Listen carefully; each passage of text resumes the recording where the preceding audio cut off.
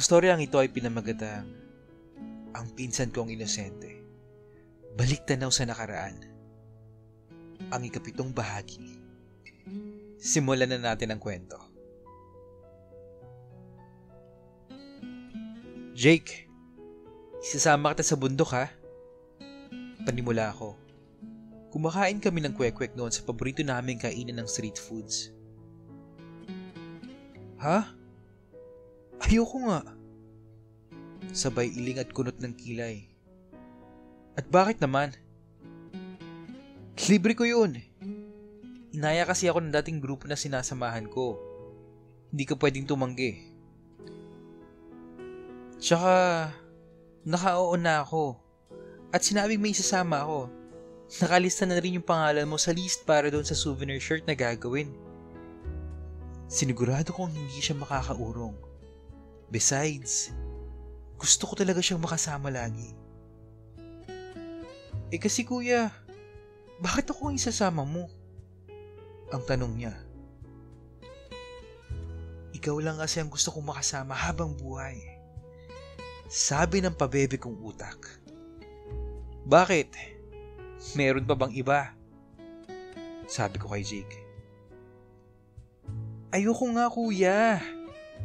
Pagmamatigas niya.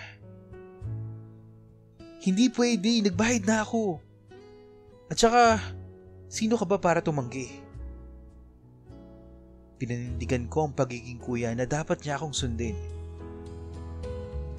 Kasi, nakikita ko ang pagka-discomfort sa mukha niya. Kaya natawa ako. Kasi Kasi takot ka sa mga NPA o Abu Sayyaf. Panunukso ko na sinamahan na nakalolo kong ngiti. Hindi bakit nga? Kasi takot kasi ako sa matatarik Mahinang sagot niya. Tumawa ako ng malakas dahil parating na ako ng ibang kumakain doon. Sa laking mong yan? Natatakot ka? Bakit? Baby ka ba? Baby ka ba Pangaasar ko na tumatawa pa din. Ginulo ko din ang buhok niya. Natutuwa kasi ako sa reaksyon niya pag ganon. Iniwas niyang ulo niya sa kamay ko at mukhang napikon. Tumahimik lang siya habang patuloy sa pagkain ng itlog na pugo. Kaya tumigil na din ako sa pangaasar. Basta, sasama ka. Kahit ayaw mo, wala kang magagawa. Huwag kang mag-alala. Nandito si kuya. Ipagtatanggol kita kahit sa mga NPA pa. At sasaluhin kita kung sakali mang mahulog ka. Ang biro ko nun. Pero deep inside, kinilig ako sa mga sinabi ko. Gagawin ko talaga yun para sa kanya. Pero natigilan din ako kasi na-realize ko na nakakahiya pala yung mga sinabi ko. At naririnig pala ng mga tao sa paligid namin. Araw na ng pag-akyat namin ng bundok. Hindi ko na sasabihin kung anong bundok ba kasi may nakikinig dito na nakasama namin nung time na yon. Sa Quezon yung bundok nga pala. Nakaimpake na kami at nagtungo sa meeting place sa Cubao. 13 kaming lahat. Nang makumpleto na kami ay nag-briefing muna si Rowel, leader ng grupo. Saka kami nagpakilala sa isa't isa. Napansin kong panay sulyap ng isang babae kay Jake. Si Glenda. Nakaramdam ako ng inis sa Glenda na yon. Halata kong may gusto siya kay Jake. At ito naman si Jake ay dinala pa yung pagkababaero niya. Panay pa-cute doon sa babae. Pag-untugin ko kaya tong dalawang to, sabi ng isip ko. Nang pasakay na kami ng van ay pinauna kong papasukin si Jake para sa pinakadulo siya umupo sa bandang likuran. Sumunod din ako sa kanya para walang chance si Glenda na tumabi sa kanya. Naramdaman ko kasing gustong tumabi ng Glenda sa kanya. Kirengkeng talaga. Kung nagkataon lang na wala si Jake, baka ako na ang kumamot sa katikati mo. Sigaw ng utak ko. Pinagmumura ko siya sa utak ko. Nagsisimula ng tuloy akong tupakin. Pero pinilit kong pigilan at tuloy-tuloy pa rin sa pakikipagkwentuhan sa mga bagong kakilala. Yung Glenda naman, kahit nasa unahan namin ay panay ang lingon sa gawin namin ni Jake. At panay ang pa-cute. Ito naman si Jake na to. Babatukan ko na to eh. Lumalaki na naman yung ulo. Ramdam niya kasing madaling dalihin si Glenda. Nakarating kami sa base ng bundok. Bandang hapon na din ito at medyo maulan. Sabi ng mga nagbabantay doon, delikado daw ang daan kasi madulas. Kaya nag-decide ang leader namin na gumawi muna doon sa kilalang falls sa lugar na yon. Mas madali daw kasing puntahan yon. Tumungo na kami sa falls. At gabi na bago kami makarating kaya hindi pa din namin masyadong ma-appreciate yung view. Kasi medyo madilim. Kaya nagkabit muna kami ng mga tents para tutulugan. At yung iba naman ay naghanda ng mga lulutuin para sa hapunan. Noong matapos na kaming kumain ay naglatag kami sa gitna ng maupuan naming lahat. Sa lahat naman kasi ng group na sasamahan ko, nakagawian namin yung mga socialize muna. Tapos uminom ng alak bago matulog. Ayun, kwentuhan, pakilala ulit tungkol sa mga background namin at kung ano na yung bundok na nagustuhan namin na puntahan. English yung kwentuhan dahil may isang foreigner kaming kasama. Ako si Ryan, pang third na bundok ko na ito. Ang una ko ay yung sa Batangas at ang pangalawa yung Mount Pulag. Gustong gusto ko sa Mount Pulag kasi para kang nasa ibabaw ng ulap. Parang napakalapit mo na sa langit. At nakahiligan ko mamundok kasi kapag may problema ako at naguguluhan, nakakahanap ako ng comfort at sincerity sa summit na bawat bundok na napupuntahan ko. Ang mga sumunod na sabi ko ay parang wala ako sa sarili. Masyado ata ako nadala ng damdamin ko at alak. Lalo na noong nagsimula na akong ma-inlove sa isang taong hindi ko pwedeng mahalin. Napahinto ako at tumingin kay Jake na noon ay nakatingin sa akin at naghihintay na idugtog ko. Binawi ko din kaagad ang tingin ko at ibinaling sa ibang kasama para hindi na nila mahalata na si Jake ang tinutukoy ko. Nagpakawala muna ako ng isang buntong hininga. Ayun. Basta, ayun. Tinapos ko na yun ang sinasabi ko. Baka mahalata pa kasi ako ni Jake eh. Tingnan ko ang mga kasama ko na parang naguluhan sa sinabi ko. At mukhang nabitin. Lalo na si Jake na mukhang naguluhan din. Kasi wala naman ako nakukwentong ganun sa kanya dati. Dahil hindi niya pwedeng malaman na siya yun. Pinilit pa nila akong tapusin ang sinasabi ko pero nagdahilan na lang ako na kung ano-ano. Mahirap na baka mahuli pa ako. Hindi na din naman silang nangulit. Tapos si Jake na yung sumunod na nagsalita. I'm Jake. First time kong sumama sa ganito. Pinilit lang ako ni Kuya Rai. Sabi ko nga, ayoko dahil takot ako sa heights. Pero wala akong magawa dahil kuya ko siya eh. Hindi ko din naman kayang tumanggi ng tuluyan sa kanya. Matampuhin kasi. Tumingin sa akin na may ngiting nakakaloko. Pinakitaan ko siya ng kamao ko at inis na mukha. Tapos nagtawa na ng lahat at nagpatuloy siya. Well, hindi naman ako nagsisisi na sumama. Kasi masaya pala. Alam ko wala pa tayo sa bundok pero nararamdaman kong masaya. Saka siya tumingin kay Glenda na ikinabwisit ko ng palihim. Mukhang close na close kayo ng kuya mo sabi nung isa naming kasama. Oo naman. Proud na proud din ako dahil siya ang kuya ko. Kahit magpinsan kami ay itinuring niya akong totoong kapatid. Sobrang close kami na halos lagi kaming magkasabay maligo. Saka tumawa si Jake noon. Uy Jake! Ano ba yan? Singhal ko sa kanya. Ano ba yung sinasabi mo?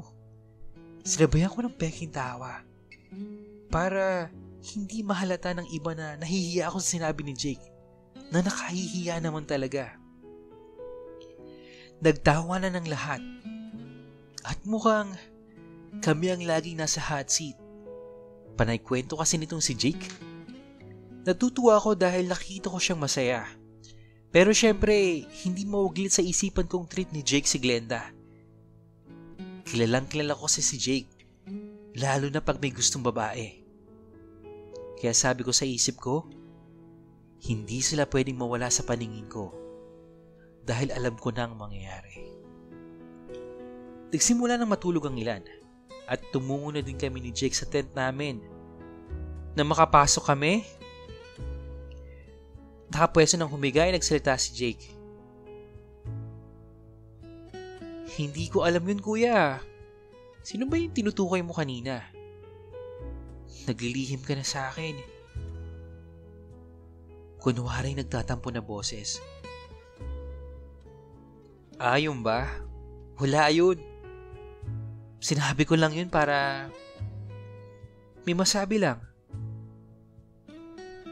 Kilala kita kuya. Simpleng sabi niya habang nakatingin pataas. Wala nga yun. Huwag mo nang isipin yun. Okay, sabi mo eh. Nakaramdam ako na hindi siya convinced. Pero minabuti ko na lang na manahimik.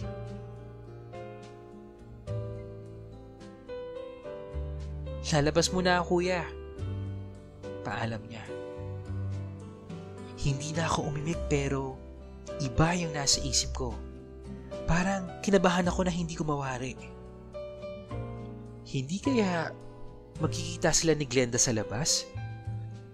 Nakiramdam muna ako ng mga 10 minuto. Hindi pa din siya bumabalik. Kaya naisipan kong lumabas. Paglabas ko, nakita ko silang dalawa ni Glenda na nakaupo sa portable hammock na ikinabit namin sa hindi kalayuan. Nagpuyos na naman ang dibdib ko. Inis na inis ako. Alam ko na yung gagawin nila. Kaysa makita ko pa yun ay minabuti ko nang pumasok na lang ulit sa tent. Tinawag ako ni Jake pero tinaasan ko na lang siya ng kamay at pilit akong ngumiti na parang sinasabi kong sige okay lang hanggang sa tuluyan na akong pumasok sa tent. Humiga ako na parang nahihirapang huminga. Parang sobrang sakit ng dibdib ko at nahihirapan ako matulog kakaisip kung ano ang ginagawa nila. Hindi ko naman siya pwedeng pagbawalan dahil lalaki siya. Hindi ko din pwedeng sabihin na huwag niyang gawin dahil nasasaktan ako. Dahil pinsan ko lang siya. Wala talagang pag-asa itong nararamdaman ko. Babae lang ang gusto ni Jake. Kahit maging babae naman ako, hindi pa din pwede dahil magpinsan kami. Ay, bakit ang hirap? Minaster ko naman yung pagtatago ng nararamdaman ko pero bakit hindi ko mamaster na huwag masaktan? Kinaumagahan ay nagtungo na kami sa falls. Yung iba ay umakyat sa mataas na bato, saka tumalon sa malalim na tubig. Meron pa nga akong video na nag-dive mula sa pinakamataas na bato. Hindi naman kasi mahirap sa akin na mag-dive dahil swimmer talaga ako.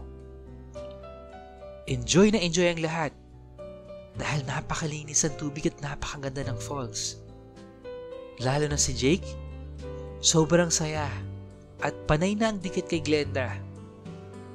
Hindi ko na alam kung ano pa yung ginawa nila kagabi. Basta ako, Tinulugan ko na lang sila. At hindi ko na alam kung anong oras tulog si Jake. Lahat sila masaya. Habang ako ay pilit nang umingiti. At panay ang sulyap sa gawin nila Jake. Matapos kaming maligo ay tumuloy na kami sa pag-akit ng bundok. Magkasabay kami ni Jake. At sinadya kong bagalan na lang namin yung lakad dahil ramdam kong hirap si Jake sa pag-akit dahil nga first time niya.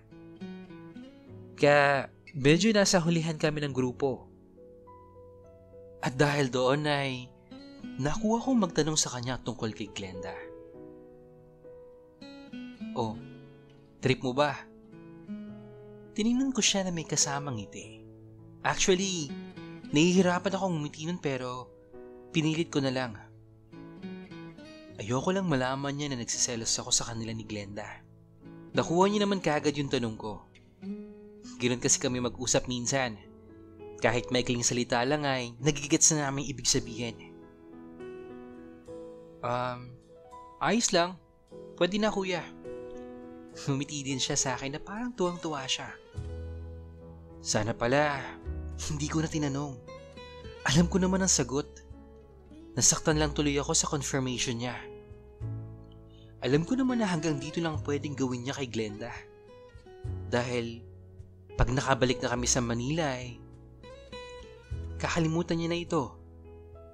Kilalang kilala ko si Jake at ang pagiging babaero niya. Hindi ko lang talaga matanggap na may ibang taong gustong dumidikit kay Jake. Gusto ko ako lang. Pero ano naman ang magagawa ko, di ba? Ninitian ko na lang din siya. Saka patuloy sa kwentuhan. Masayang masaya daw siya at sumama siya. Minsan, nang may madaanan kami sobrang tarik na akyatin ay natawa ako. Dahil gumagapang na siya. Tinatawanan ko siya pero tinutulungan ko pa din. Napipiko na nga siya sa akin dahil sa kakatawa ko. Meron din kaming nadaanan na magkabilang bangin na ikinaputla niya. Pero syempre, tinulungan ko siyang makalagpas doon. At hinayaan ko siyang kumapit sa likuran ko na parang bulag. At ako ang nagsisilbing gabay hanggang sa nakarating namin ng summit at nag-picture taking.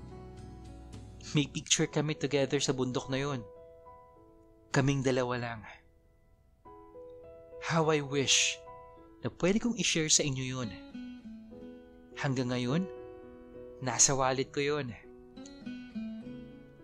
Gaya ng ibang bundok, may kanya-kanyang katangian kang makikita at mararanasan. Kahit may selos ako nararamdaman ay hindi ko pa din mapigilang mapangiti sa tuwing nakikita ko si Jake na masayang masaya. Sa tanawin na nakikita niya, alam ko, sobrang saya na yun. Dahil para siyang bata na binilahan ng bagong laruan. Magandang pagmasdan ng tanawin. Pero, mas magandang pagmasdan ng mga ngiti ni Jake. Parang gusto kong lumipad mula sa mataas na lugar na yun. Hanggang sa makauwi na kami pabalik ng Manila, ay tuwang-tuwa pa din si Jake at panay ang pasasalamat sa akin. Ulitin daw namin yun. Pero sa isip ko, hindi ko na siya isasama. Dahil hindi ako mag-enjoy kung puro selos lang mararamdaman ko. Hindi kasi malabong may magagusto ulit sa kanya sa tuwing isasama ko siya. Yung mga araw na yun ang sobra kong namimiss. Bakit ba? Hindi pwedeng masaya lang lagi. Bakit kailangan ko pang makaramdam ng kakaibang feelings para sa kanya? Kung hindi dahil sa feelings na yan, hindi kami hahantong sa gantong sitwasyon. Ang hirap. Sobrang hirap. Itong feelings na to ang nagsilbing pader sa pagitan namin na kahit anong gawin ko ay hindi ko matitibag. Yung pader na ako mismo yung gumawa dahil alam kong maling-mali. Alright, hanggang dito muna guys, no? Yung episode, yung next episode, yung episode 8, continuation siya ng confrontation scene ng episode 5. Tung 6 and 7 kasi, flashback ng story ni Jake and Ryan. And, guys, if you need some advice about any problems like love or about life, or you just wanted to vent out your feelings, tapos kailangan nyo ng advice, you may always send an email sa iamrensantiago@gmail.com. Yun lang at maraming salamat. Hanggang sa muli.